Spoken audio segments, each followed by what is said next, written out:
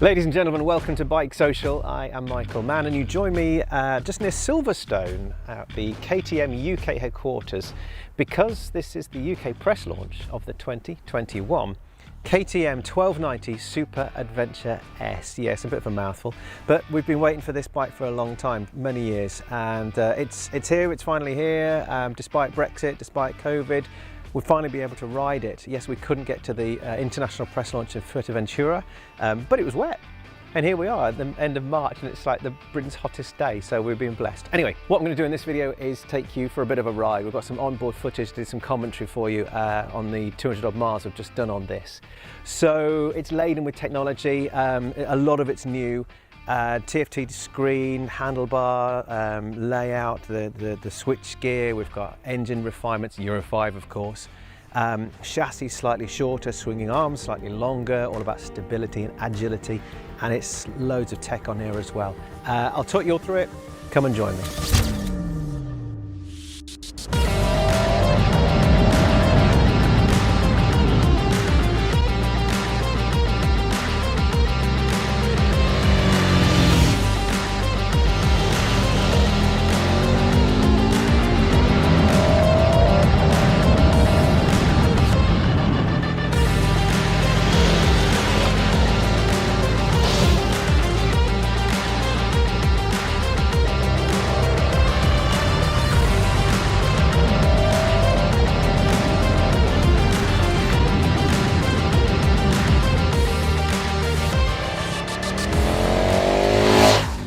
And now we're back on road, and I'm just going to demonstrate how easy it is to change mode. Alright, so you press the central button of that one, it gives you all the bike info, look, tells you you've got green tyres. Skip down 1 and 2 and press, and then you choose sport mode, and so long as you've got the throttle closed, I'll go to sport mode, and then you go back, and you're into your main display. Isn't it fancy, by the way? Look at that, it's really trick, and it's adjustable if in case you get a bit of glare or whatnot, so you can move that. In fact, the majority of this motorbike is adjustable. Seat height adjustability has been around for a while now, and true enough, this has the seat height adjustability, yes, because it was kind of a common theme that, or common thinking that the previous generation Super Adventure S was a little bit too tall, and this one has got two seat heights, 849 and 869, very similar to the R1250 GS. I think there's a millimetre difference on each of the settings. Anyway, that's not the end of the tale. So I'm 6 foot tall, and even on the lowest setting, which I'm on right now, I can flat foot both sides. I shall demonstrate. Not that you can see, but I was flat foot both sides when we came to a stop just then. Just because it's pretty wide here, right in front of my hips. And again, I'll move on to that in a second about this particular area, where your traditional fuel tank would be. Anyway, so 849, 869, I've tried it on the higher setting, on the 869 setting, which is just simply, there's a button just behind my left buttock, which again, traditionally you'd have a key to remove your seat, whereas because this bike is completely keyless, you've got a button that releases the pillion seat, and then that then releases the rider seat. You can then move it onto the higher setting by just clipping it into a different bar. 2 or 3 of us on the press ride today have done that, and no sooner we got back on the bike, but just went over a squirrel, it was dead already. No sooner had we got back on the bike, but you fall back into that lower setting, so it just kind of collapses on itself. It's a bit naff. And it's a shame because so much of this bike is adjustable, and the majority is electronically adjustable. So it's a real shame that kind of lets it down. Anyway, so something else to talk about the seats. There are 11 seat options, ranging from your rider seat up to, you've got comfort ones, and you've got rally style, and you've got different pillion seat options. You've got an all-in-one, or you've got two separate ones. As standard, it comes with two separate seats. But whoever was in charge of sitting, it obviously took their job very, very seriously. About 90% of this bike that I'm on right now is different to the other one, and I just pick up on the chassis as a significant part. So you've got a 15 millimeter shorter chassis. The head angles further back. That allows for a better seating position. It allows for this 23 litre 3-part fuel tank. So much like the 790, 890 Adventures, you've got a top bit and then two saddle parts that go down either side. It means that the centre of gravity, and the weight is a lot lower. It also means that it's narrower here, because you've already got a massive, great 1300cc twin-cylinder engine on which you are sitting. Equally, that's been tipped forwards by about a couple of degrees as well, just to help with the ergonomics, the rider seating position, how comfortable you are. But also, with that 15 millimeter shorter chassis, you've then got not compromise, that's not right, but the 15 millimeters isn't lost on the overall wheelbase, because you've got a 15 millimeter longer swinging arm. So that means that you can ride the bike much more over the front wheel. It means it's much more agile, but because you've got that slightly longer swinging arm, you've got that stability there as well. So agility and stability are still uncompromised, or in fact enhanced. I mean, kudos for making it's 1301cc twin cylinder, and it's smooth. It's a very pleasant engine to ride with. It's very giving. It's got a bit of character about it. It's got something, you feel as I think when we do get into the electric era, this is the type of engine that we're going to miss. You can feel it, you can feel that everything happening below you, and it's not an obnoxious feeling. It doesn't put you off, but it's there. You know how you can feel with your legs. It's just the pleasant vibrations. So this is 14,999, and there are 3 accessory packs. But there's loads of accessories, but you can have them all in packs, which reduces the overall cost by about 200 quid, I think. So there's a suspension pack, and there's brilliant. How on earth we see what's going on here? We hope. Suspension pack and a rally pack, and then there's the overall, I think it's called a tech pack, which adds them both together. So you get things like heated grips, an enhanced suspension mode, you get another riding mode, you get Quickshifter, which isn't standard. One of my bugbears with modern day machinery. The Quickshifter is not standard. Mind you, it's only, I don't know what the price is, somewhere £200-300 plus fitting. And I've ridden better, let's say that. I've ridden better Quickshifters, ridden with better. It's really still quite clunky, quite agricultural. You need a fair old stamp on the thing to get it down a gear. You have to be quite aggressive with it. And then going up, again, thankfully the foot pegs are adjustable, the gear lever is adjustable, bars are adjustable, the levers are adjustable, the windscreen's adjustable, the seat's adjustable, as we've already talked about, suspension front and back electronically adjustable, so you can make it ideal for your riding style, your riding comfort. It's an absolute doddle. You can see on here, look, you've got ABS is on road mode, traction control is on. Now that's the electronic preload on the rear, so that's got 90% up. So increments, it goes up in increments of 10%. So you go all the way to the top 100%. That means it's pitched much more forward, so you can ride it on the nose. It's very sporty in its style. I've also got the sports setting on the suspension as well, and that's the heated grip symbol there, not a dildo. It's cooking today at 23 degrees. It's a warm old day, so I don't really need heated grips on at the moment. You can then preset some of those things. You've got like a shortcut mode in here, C1 and C2, push it forward, pull it back. So you can preset those within the menu.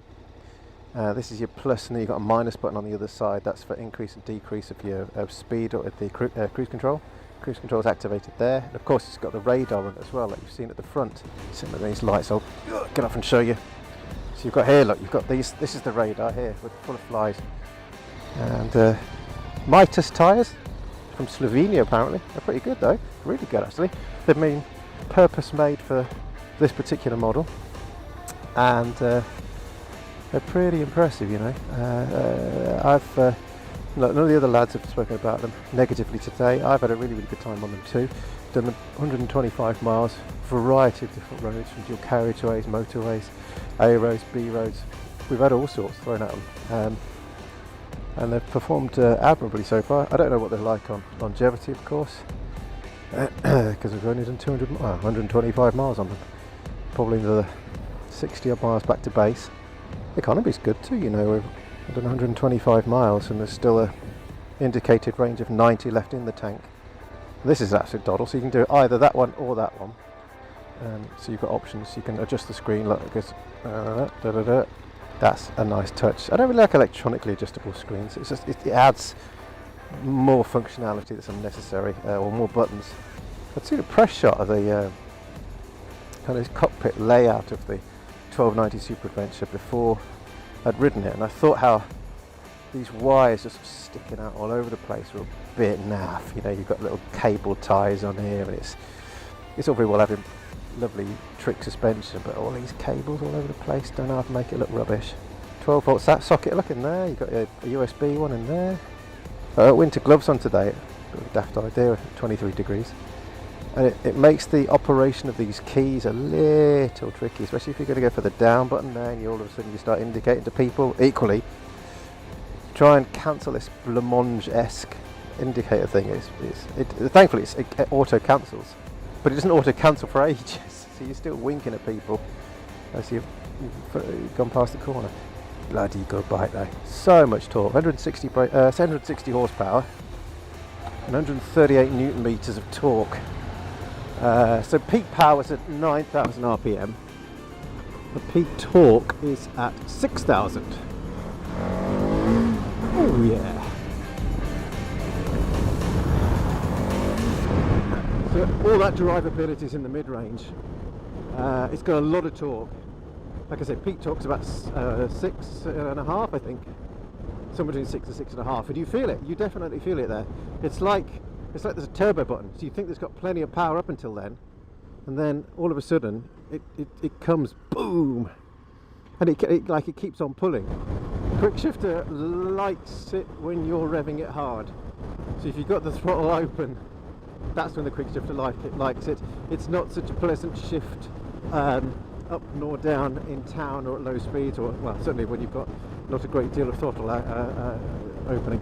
Also, as soon as I got on the bike and got away from our starting destination around the corner, I'm searching around for the gear shift to try and get a second gear. I couldn't find it. It's so high.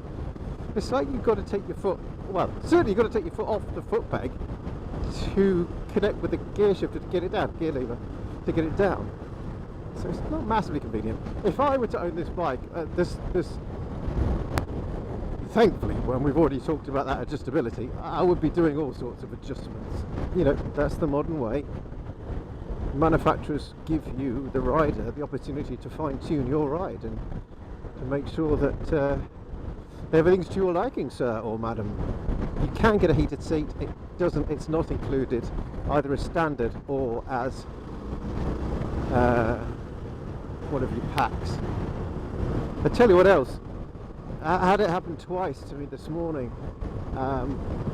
When we were doing some of the photo shoots earlier, the display came up with a yellow warning and it told me about the preload adjuster.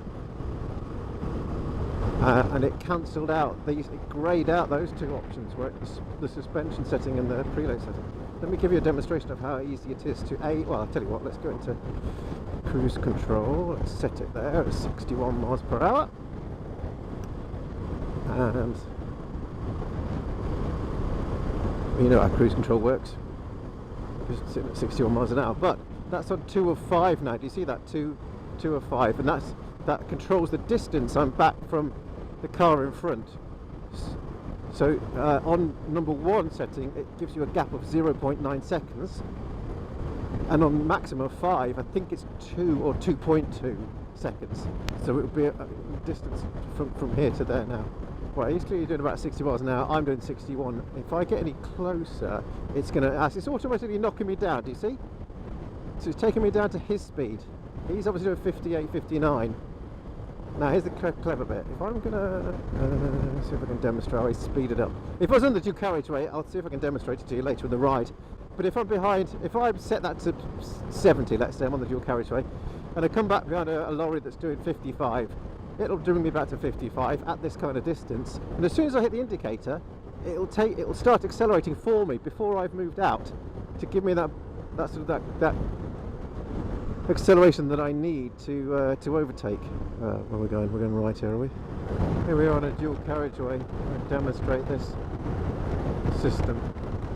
Now that's going to keep me at 75 unless something else is in the way. And the radar, I've set it to number 2 of 5, so that gives me about a 1 second gap. You can adjust it so it's down to 0.9 or up to about 2.2, something like that. Right, here's the perfect. Oh no, it's not perfect because there's someone coming out. Oh, it might be. Right, I'm not touching the throttle. It's slowing me down. I'm not touching the rear brake, I promise. And then, if I want to indicate, it's pulling me back up to speed. How amazing is that? Get back up to 75. Cancel my indicator. And it's going to take me back down. Look, it's braking for me because there's something in the way. Anyway, just wanted to demonstrate that for you. It's got all the electronics you find with modern day KTMs, like the cornering ABS, traction control. Traction control. Again, it's all switchable. You don't want it, take it off. You can remove it, or you can turn it off in the settings. So I can flick around with ABS. Let's do that then, shall we? So there's your riding modes. You've got sport. Look, it gives you a little picture of each of them. Quite convenient. Let's pay attention. We're going to turn left here. Cancel indicator. Oh, I cancelled! Hooray! So sport, rain, off-road, rally, street. They're your options. If you want to change, put it to street, close the throttle. Do what it tells you to do. And I'm into street mode. I quite like it in sport, so put it into sport. Again, close the throttle, I'm in sport mode. Let's go down to ABS mode. I can have it in road or, watch this, off-road. So cruise control and MSR, so that's motor stability something or other, are disabled in current ABS mode. I think it's like engine braking. I'll leave that on, I think. And then traction control and slide. Again, it shows you, that gives you a little demonstration. On or off. And then you've got settings for your suspension mode. Sports, street, comfort, off-road, advanced. Auto. Oh yeah, auto. I forgot about auto. Alright, I like mine as sporty mode. Equally, so you can, this is where you can adjust the preload adjuster. And if I move that dial, if I press left or right here, that'll go in increments of 10. And then it'll show you, it'll demonstrate on the picture. So if let's knock it down to 50, and it shows you, it demonstrates, and you can feel it moving. Ridiculous. Well, not ridiculous, because clearly it's showing you.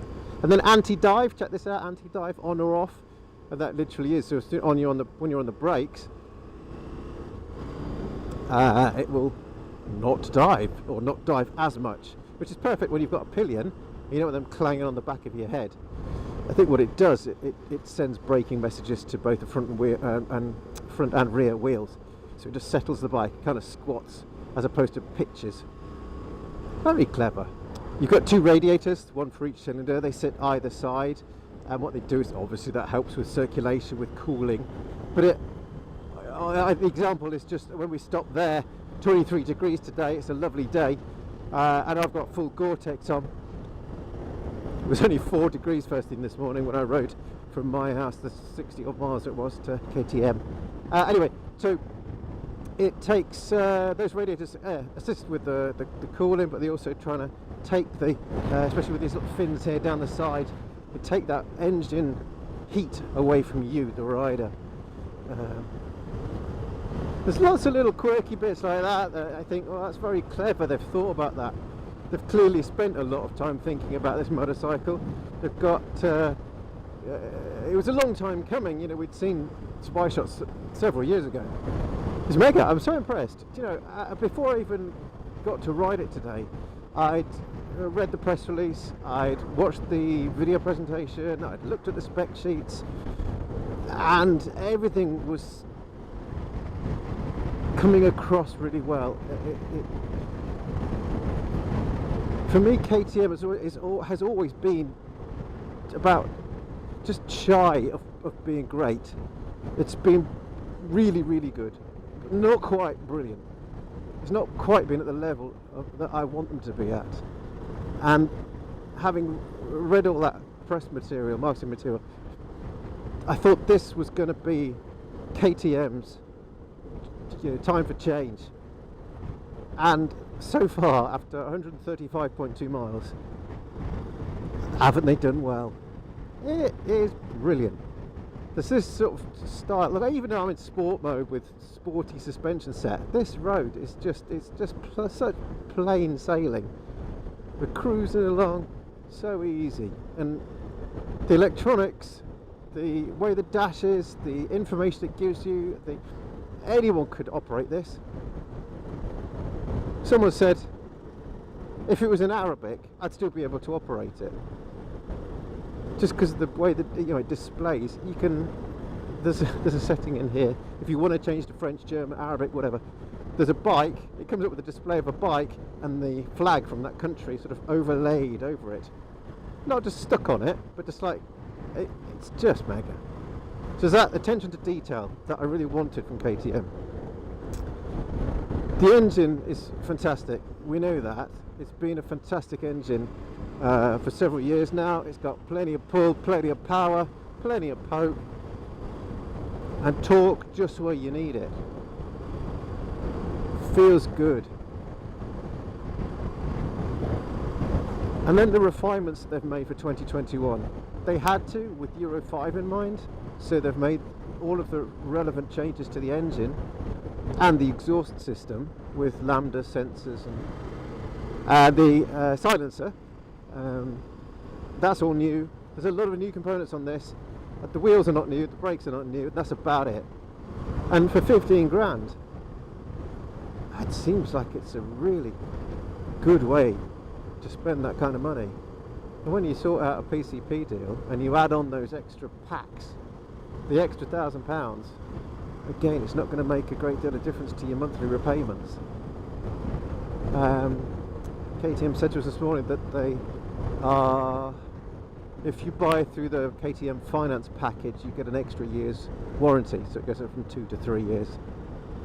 Again, my bugbear with KTM has often been that reliability. It's often, whenever I've ridden KTMs, there's often been something, there's a little glitch here or there. And it's happened this morning, not only with the electronic side on that preload adjuster, but also with the seat height. You know, I wanted it on the highest setting, didn't like it.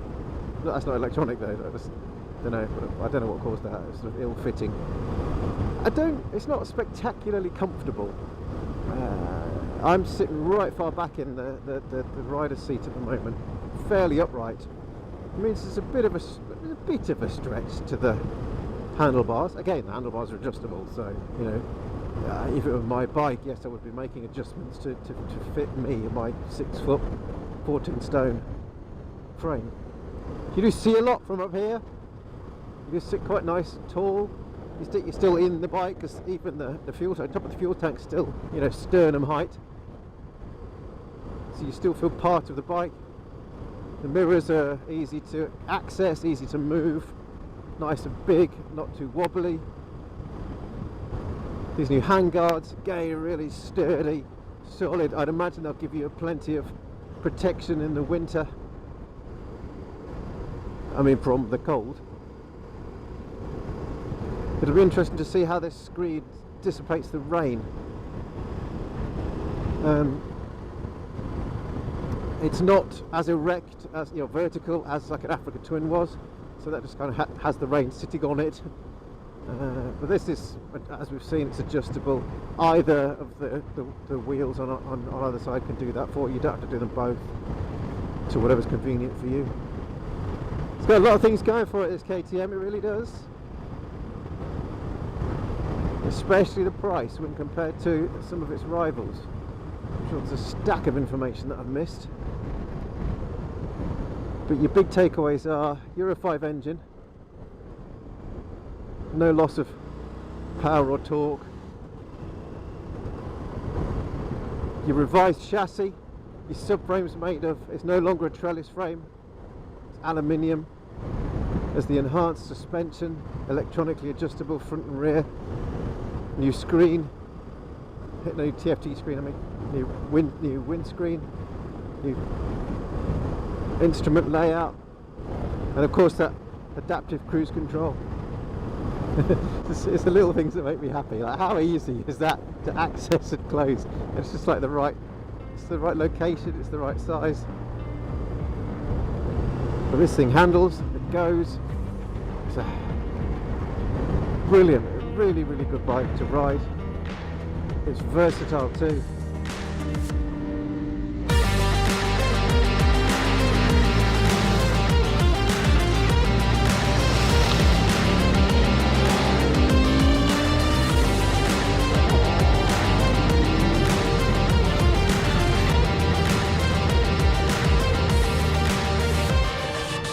There we have it, guys and girls, your 2021 Super Adventure S from KTM. Yes, there is an R version, which is a bit more off-road focused, longer suspension travel, different size wheels, and wire spokes as well. It fits in nicely into KTM's range, and it's a real improvement on the outgoing version 2. The electronics are classy, the ride is so sumptuous, it's really good, the suspension is incredible. And with all these seat options, at least there's, you've got the ability to have a more comfortable bottom at the end of your 200 miles. All right, that's all from me. Thanks for joining me. I hope you enjoyed it. Go and have a test ride, see if you enjoy it. Let us know in the comments below if you do, and obviously hit subscribe. Thanks again, see you next time.